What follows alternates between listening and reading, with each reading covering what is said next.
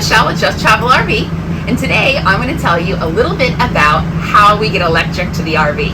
The most frequently asked question we receive is, when you're driving, when you're parked, how do we get electric to power everything? Well, today we're going to show you.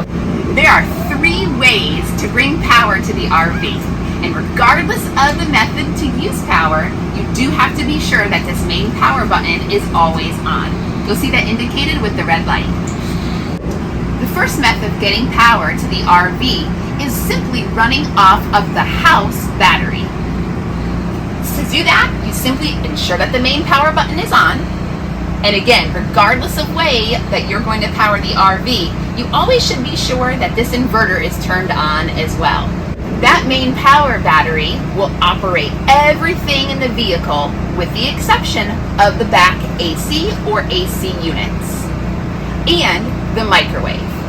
All of your lighting, slides, all the other necessary equipment can run off of this main power battery. Let me show you how to check how much power you have on the battery. So this is our control panel. When you're running off the main battery, in order to check how full that battery is, you simply push the battery button and you'll see the lights light up. Another way that you can power the RV is through using the generator. Now, this is not our recommended method of use. However, it is here and available, but does incur extra charges if you go over our recommended hour usage. So most people ask us, when or why would you use the generator as the main source of power for the RV? And we have 2 times that we would say you probably need to use it. One of the times we said that you might need to use a generator is on a really hot summer day in Florida as you're driving the RV. The main cab, when you have the engine on, will have air conditioning in the front, but if you have passengers in the back, that AC might not reach all the way back to them.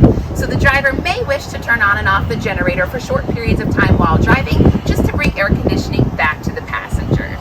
Again, it's not our recommended method of travel, but sometimes it's needed during those hot summer days. The second time you might need to use the generator is if you are doing what's called boondocking. So boondocking is when you are not staying in a campground that has the opportunity for you to plug into the electric or the shore power that's there, which we'll talk about in just a minute. To turn on the generator from the control panel, the first time you use the generator, hold the stop button until the red light illuminates. Then hold down the start and you'll hear the generator start up. You can easily clock your hours on how often you use the generator.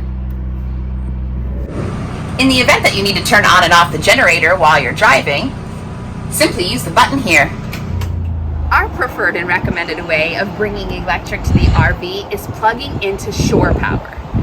Most campgrounds, when you're looking to book, have either 30 or 50 amp that you can plug into right when you pull in your campground. So I'm going to show you what we have available here to plug into shore power.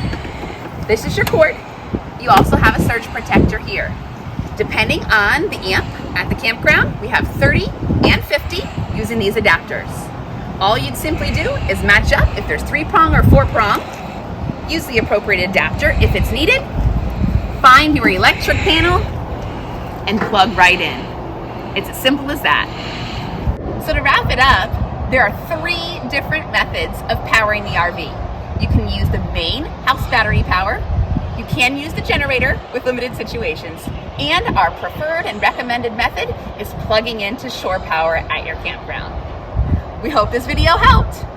Safe travels!